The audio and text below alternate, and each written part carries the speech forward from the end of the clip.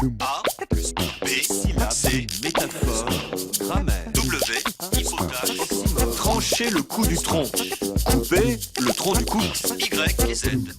Bonjour professeur. Bonjour Marie. Nous avons plusieurs questions sur l'origine d'expressions contenant le mot gauche.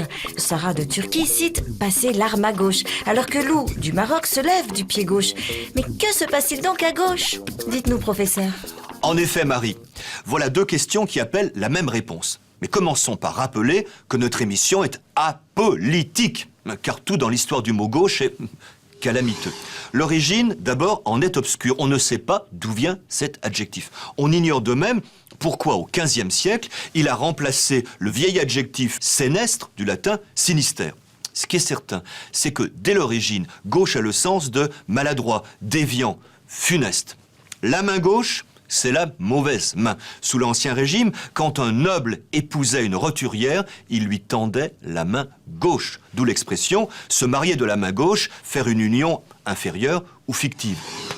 Le pied droit, c'est le bon pied.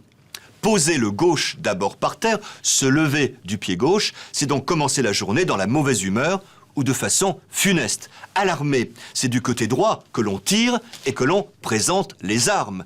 Dans l'argot militaire, passer l'arme à gauche, c'est donc ne plus combattre, ne plus être soldat, être mort.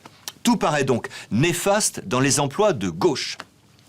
Parmi les locutions contenant l'adjectif gauche, je n'en connais qu'une qui ne soit pas péjorative. C'est mettre de l'argent à gauche, c'est-à-dire faire des économies. Mais en général, la sémantique en est sinistre.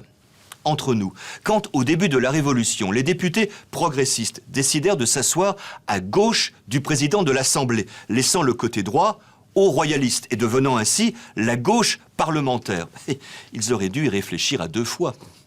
A plus B, syllabe, C, métaphore, grammaire, W, hypothèse, oxymore, Y et Z.